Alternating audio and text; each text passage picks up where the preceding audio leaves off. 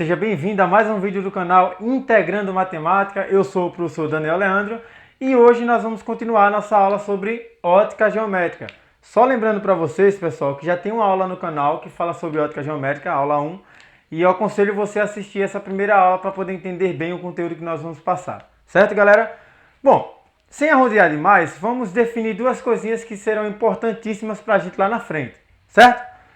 Duas coisinhas básicas, o que é raio luminoso e o que é feixe luminoso. Pessoal, preste atenção.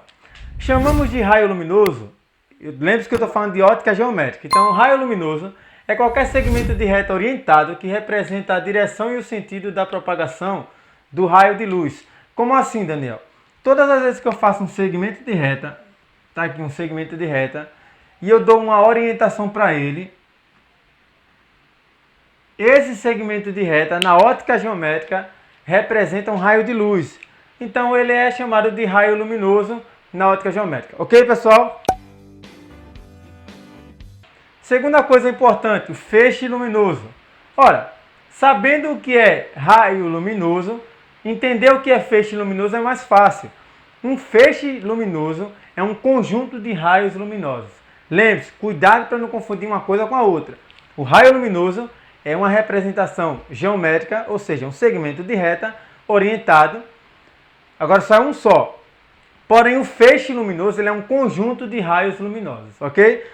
O feixe luminoso pode ser de três tipos. Vou mostrar para vocês aqui na figura do lado e eu vou mostrar para vocês também aqui no quadro. Então, o primeiro tipo de feixe luminoso é o feixe paralelo ou cilíndrico. Observa aqui na figura. Bem, o feixe paralelo, como vocês estão vendo aí, ele é formado por raios luminosos que não se tocam. Então, todas as vezes que o feixe luminoso for formado por raios luminosos que não se tocam, ele será chamado de feixe paralelo. Ok, pessoal? Segundo tipo, ele pode ser o feixe convergente. Olha aqui na figura, convergente. Bem, o feixe convergente é aquele cujos raios vão para o mesmo lugar.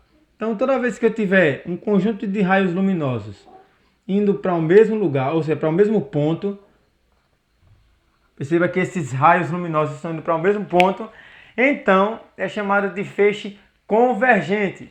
E o terceiro caso é o feixe divergente, olha aqui na figura também, ok? Então, o feixe divergente é o contrário do convergente. O divergente é aquele cujos os raios saem de um ponto e se espalham. Então, está aqui um ponto, vamos supor que aqui é a minha fonte de luz, e os raios estão se espalhando aqui. Então, esse feixe é divergente. Ok, pessoal? Espero ter ficado claro essa primeira parte para a gente continuar. Agora nós vamos ver três princípios básicos da ótica geométrica. Certo, pessoal? Vem comigo. Bom, pessoal, e continuando nossa aula, nós temos aqui os três princípios básicos da ótica geométrica. Sim, esses três princípios aqui são os três princípios que norteiam a ótica geométrica. Fácil de entender. Lembre-se, fácil, simples e objetivo. Se liga, galera, é fácil. Primeiro princípio, o princípio da propagação retilínea. Professor, o que quer dizer isso? Isso quer te dizer que os raios luminosos, eles se propagam em linha reta. Não existe essa de um raio luminoso saiu de uma fonte luminosa, lá saiu de uma lâmpada lá um raio luminoso e ele vai fazendo curva. Não, isso não existe. Um raio luminoso, ele se propaga em linha reta. Então, todas as vezes que a gente tiver um raio luminoso, suponha que aqui eu tenha uma chama de uma vela, certo? Uma vela. Então, o raio luminoso que sai da chama dessa vela, ele vai se propagar em linha reta. Esse raio daqui, ele não vai sair fazendo curva. Fácil. Primeiro princípio, muito fácil. Segundo princípio, pessoal, o princípio da independência dos raios. O que é que quer dizer esse segundo princípio? O princípio da independência dos raios. Esse princípio diz aqui o seguinte, que se eu tiver um raio luminoso vindo em uma direção e outro raio luminoso vindo em outra direção, de maneira que um raio vai passar pelo outro, eles não vão alterar em nada um ao outro, ou seja, um raio não interfere na propagação do outro. Deixa eu tentar desenhar aqui também de uma maneira decente para você entender. Suponha que aqui eu tenho um jogo de luz, certo? Propagando aqui os raios luminosos. E aqui eu tenho outro jogo de luz também propagando os raios luminosos, certo? O que é que está acontecendo aqui? Está acontecendo o seguinte, que os raios que saem dessa fonte luminosa não interferem em nada os raios que saem dessa fonte luminosa aqui, ok? Observa que nessa figura fica mais fácil você compreender, certo? Bom, então todas as vezes que eu propagar, que eu tiver uma fonte de luz e ela estiver propagando raios luminosos, se eu colocar outra fonte de luz que também vai propagar outros raios luminosos, os raios de uma não vai atrapalhar os raios da outra. Tranquilo, pessoal? Fácil demais, ok? E o terceiro princípio é o princípio da reversibilidade dos raios. Daniel, calma, o que é isso? Que palavra é essa? O princípio da reversibilidade dos raios é aquele princípio que normalmente a gente entende quando vê, por exemplo, o retrovisor de um carro. Como assim, Daniel, o retrovisor de um carro? Perceba que quando tem um carro lá, vamos supor que aqui está banco do motorista, certo? Aqui tem o retrovisorzinho, aqui o retrovisor, e aqui atrás tem uma pessoa sentada. O motorista que está aqui na frente, ele consegue ver a pessoa que está aqui atrás através desse espelho. E a pessoa que está aqui atrás também enxerga o motorista na frente, através do mesmo espelho. O que é que acontece nessa situação? É que a gente sabe que existem as fontes luminosas, né? Mandando raios luminosos aqui. E esses raios batem no motorista, vem aqui no espelho e reflete aqui para o passageiro. Da mesma maneira que também tem outros raios luminosos que batem no passageiro, reflete aqui no espelho e vem para o motorista. Esse princípio básico é chamado de princípio da reversibilidade dos raios. Tranquilo, pessoal? Espero ter ficado claro esses três princípios que são simples, fáceis e objetivos, ok? Bem, galera, e continuando ainda essa ideia de reversibilidade dos raios, gostaria de explicar para vocês um fenômeno que acontece, como é que a gente enxerga as cores. Porque, por exemplo, quando alguém vem com uma camisa vermelha na rua, eu consigo enxergar aquela cor vermelha direitinho lá, e outra pessoa não enxerga, por exemplo, azul. O que é que acontece nessa situação? Olha, na primeira aula que eu gravei para vocês aqui no canal sobre óptica geométrica, eu expliquei que a luz branca ela se separa em algumas cores, certo? Então o que é que vai acontecer? É o seguinte, ó, pensa da seguinte maneira, imagine que vem aqui um raio de luz, ou um feixe de luz, né? Com uma luz branca. Essa luz branca, ao bater num corpo branco, esse corpo, como ele já é branco, ele já tem todas as cores, ele vai refletir todas as cores, ou seja, o feixe de luz tocou aqui e ele vai refletir todas as cores, certo? Ou seja, ele não vai absorver nenhuma cor, porque a luz branca tocou em um corpo branco e refletiu todas as cores, certo? E se a luz branca tocar agora num corpo vermelho? Suponha que agora tem aqui a luz branca, certo? Lembrando para vocês que a luz branca ela é formada por várias outras cores, certo? Dentre elas, uma das cores que forma a luz branca é a cor vermelha. Então, suponha agora o seguinte, suponha que a luz branca agora tocou em um corpo vermelho. O que é que vai acontecer? Esse corpo vermelho, ele vai absorver todas as cores, menos a cor vermelha. Então, vai tocar aqui, ó, ele absorveu todas as cores, mas a cor vermelha, como o corpo já é vermelho, mas a cor vermelha ele vai refletir, certo? Então aqui sai vermelho, só o vermelho. Ok? Então, perceba o seguinte, ó, se o corpo é branco, a luz branca bate nele e reflete todas as cores. Se o corpo é vermelho, estou dando um exemplo aqui com vermelho, mas pode ser qualquer outra cor, certo? É azul, verde, tanto faz. Se o corpo já é vermelho, a luz branca vem, o corpo vai absorver as cores que não são vermelhas, porém a cor vermelha vai ser refletida, certo? E o que é que acontece com o preto? Que a gente tem aí, às vezes a gente fica naquela dúvida, será que realmente essa história do preto fica mais quente se eu estiver usando uma roupa preta durante o meu dia, quando tiver o sol? Realmente é verdade, pessoal. Quando a luz branca toca em um corpo que é preto, esse corpo preto ele vai absorver todas as cores. Então ele não vai refletir nada, certo? Só que tem um detalhe, quando um corpo absorve as cores da luz branca, essa absorção é em forma de energia térmica, ou seja, calor. Então preste atenção comigo, vamos raciocinar. Se a luz branca tocou em um corpo branco e refletiu todas as cores, ele não absorveu quase nada de calor, certo? Na segunda situação, a mesma coisa. O corpo é vermelho, a luz branca bateu, absorveu as outras cores e refletiu a cor vermelha, certo?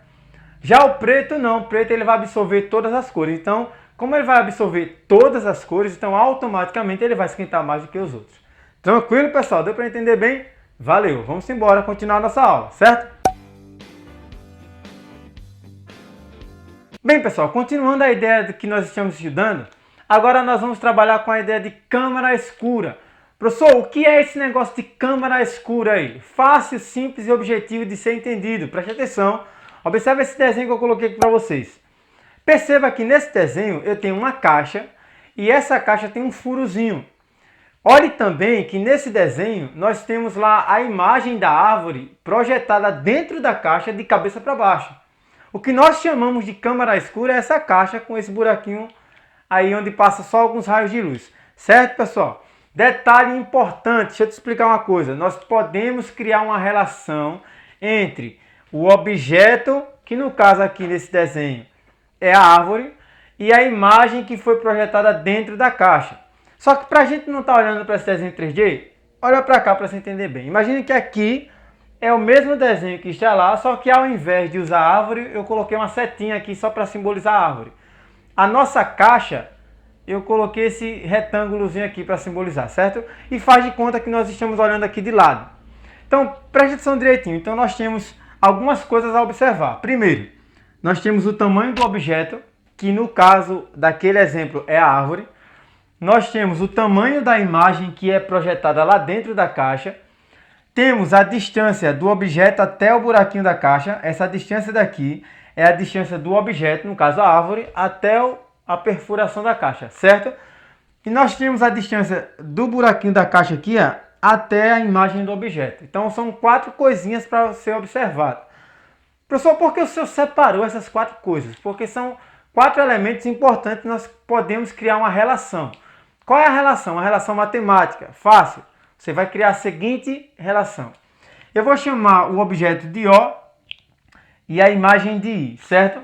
Então eu vou criar assim, ó. O meu objeto está para a distância dele para a caixa, assim como a imagem, o tamanho da imagem, está para a distância dela para a caixa. Pessoal, eu não compreendi. Então fica fácil de você entender com um exemplo. Preste atenção direitinho. Se liga. Olha, eu coloquei aqui alguns valores. Eu coloquei o objeto, ou seja, o tamanho do objeto. Faz de conta que eu quero descobrir o tamanho desse objeto aqui. Eu botei uma interrogação. Não sei quanto é o tamanho daquele objeto, certo? Então o objetivo é descobrir justamente o tamanho dele. Só que eu dei alguns valores. Suponha que o tamanho da imagem, o tamanho dessa imagem aqui, dentro da caixa, é 4 centímetros. Só para você entender bem, eu vou até aqui apagar o tamanho da imagem. A imagem é 4 centímetros. Então, o tamanho dessa setinha aqui dentro é 4 centímetros. Certo, pessoal? Vamos supor que a distância, o D minúsculo aqui, esse D minúsculo, no desenho, é essa distância daqui para cá. Essa distância eu estou dizendo que é 8. Então, aqui dentro é 8. Ok? E a distância maior, ou seja, a distância da perfuração até o objeto, essa distância aqui é 12. E o meu objetivo é descobrir o tamanho do objeto, que eu vou chamar de O para não ter que escrever a palavra objeto aqui toda, certo? Então qual é a relação que eu vou fazer? Preste atenção, você não precisa decorar a fórmula, você precisa entender a ideia de como armar a situação. É assim, ó. O que é que eu vou fazer? Eu vou até apagar a fórmula para você não ficar aqui pensando na fórmula, certo? Ó, eu vou armar o meu objeto com a distância dele para a caixa e a minha imagem com a distância dela para a caixa. Lembre-se, objeto e a distância dele para a caixa. Imagem e a distância dela para a caixa, certo? É só você entender o seguinte, que o objeto vai ficar relacionado com a sua distância, ou seja, a distância do objeto até a caixa. Não esqueça disso. E a imagem vai ficar relacionada com a distância dela também para a caixa, certo? Isso aqui é uma regrinha de 3, nós já sabemos como resolver, é aquela multiplicação cruzada. Vai ficar assim, ó. Vou botar aqui, 8 vezes O lembre-se, todas as vezes que eu multiplico um número e uma letra, um número e uma variável, eu não tenho o que fazer, eu só vou juntar. Então, 8 vezes O vai dar 8O. Ok? Mantenha a igualdade. 12 vezes 4, 48. Tranquilo, pessoal? Ah, mas eu quero descobrir o valor do O. Então, O, que no caso é o tamanho do meu objeto, vai ser 48 dividido para 8. Quando eu efetuar essa divisão, o meu resultado vai dar 48 dividido por 8, 6 centímetros. Professor, o que significa isso, professor? Significa dizer que esse objeto aqui, ele tem um tamanho de 6 centímetros. Ok, pessoal? Espero ter ficado claro. Ah, outra coisa, não posso esquecer, já esquecendo uma coisa importantíssima. Professor, por que a imagem lá dentro fica de cabeça para baixo? Não entendi. Pense comigo direitinho, ó. Como aqui só tem esse buraquinho para passar os raios luminosos, então o que é que vai acontecer? O raio propaga assim em linha reta. Então, tem um raio luminoso saindo aqui, ó. Esse raio vai percorrer esse caminho. Só que ele não vai, quando ele se projetar lá dentro da caixa, ele não vai se projetar em cima, ele já vai se projetar aqui embaixo. Certo? O mesmo vai acontecendo com os outros raios aqui, que vão saindo. Ele não projeta na parte que ele estava na imagem. Ele se projeta ao contrário lá no objeto. Aliás, desculpa. Ele não é projetado do mesmo lugar que estava o objeto. Ele se projeta lá na imagem, só que ao contrário. Então, automaticamente, quando a imagem aparece dentro da caixa, ela aparece projetada de cabeça para baixo. Espero que você tenha entendido. Beleza, pessoal? Vamos lá. Bem, pessoal, e para nós finalizarmos a nossa aula, vamos ao conceito do que é reflexão da luz. Ou seja, o que é reflexo na realidade? Olha, fisicamente falando, reflexo é o retorno de um feixe luminoso para o meio de onde ele veio. Só como assim? Olha, suponha que eu tenho um feixe luminoso, vou colocar aqui um espelho. Só deixar claro para vocês que a representação física para um espelho é um segmento de reta com esses tracinhos assim. A gente representa um espelho, certo? Suponha que aqui é um espelho, tranquilo? Então, vem um raio de luz aqui. Esse raio de luz toca aqui o espelho e ele vai ser refletido. Ó. Então, o que é o reflexo? Que no caso é essa parte aqui. Aqui é o reflexo. Lembre-se que aqui é o raio luminoso. Ele bate no espelho e reflete, certo? Então, o que é esse reflexo? É o retorno do feixe luminoso para o meio que ele veio, certo, pessoal? Beleza? Então, lembre-se, olha, se ligue. Reflexo é quando o raio luminoso, ou feixe luminoso, né, que aqui eu desenhei só um raio, mas um feixe luminoso, ele volta para o meio de onde ele veio, certo, pessoal? Beleza? Só que o reflexo, ele pode ser de duas formas. Professor, reflexo de duas formas? Pode ser de duas maneiras. A primeira maneira é quando o reflexo é regular. Professor, quando é que o reflexo é regular? Só para você entender bem, eu vou apagar aqui em cima para a gente fazer exemplos dessa parte e dessa parte, certo? Se liga. Então, o reflexo é chamado de regular quando os raios refletidos também são paralelos. Paralelos, como assim, professor? Assim, ó. Tá aqui o mesmo espelho.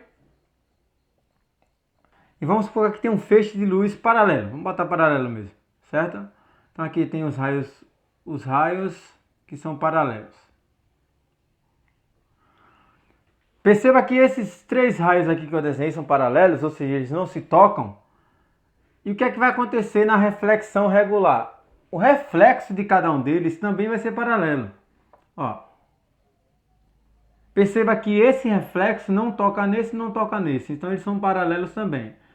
Quando esse reflexo for paralelo, nós dizemos que essa reflexão é regular. Tranquilo, pessoal? Professor, e quando a reflexão é difusa? Ou seja, quando é que o reflexo é difuso? É quando o seguinte, aí depende muito da superfície, né? Presta atenção direitinho, ao invés de ter um espelho lá, tudo bonitinho, polido, bem arrumadinho, não. Agora suponha que eu tenha uma superfície que é toda irregular, certo? Aí vamos projetar aqui, separar aqui. Vou projetar para vocês um feixe de reta, certo? Um feixe luminoso, aliás. Então, tem aqui um feixe luminoso paralelo. Perceba que nenhum desses tocam no outro, certo? Porém, como a superfície ela não é como o espelho, bonitinha lá, O reflexo ele não vai ser paralelo. Então, um reflexo desse, vamos supor que vem para cá. Olha, olha. Perceba que nessa situação, olha, o feixe luminoso ele é paralelo, ou seja, os raios são paralelos, certo? Só que o reflexo deles não são paralelos. Por quê? Porque esse daqui tocou nesse. Só mas você pode dizer assim, ah, mas esse não toca nesse, certo? Só que nesse caso é a forma como eu desenhei. Mas eu poderia, suponha que o reflexo deles viesse para cá também. Então, na reflexão regular, os raios refletidos e o reflexo são paralelos, certo? Quando são paralelos, o reflexo também é paralelo. Na reflexão difusa, o raio luminoso pode até ser, raio luminoso não, o feixe luminoso pode até ser paralelo, mas o reflexo não é paralelo. Ok, pessoal? Se você entendeu e se realmente você gostou dessa aula, não se esquece, dá aquele joinha, se inscreve no canal, ativa o sininho de notificação que fica aqui no canto. E outra coisa importantíssima, compartilha para que muita gente tenha acesso a esse conhecimento. Beleza, galera? Valeu, tchau!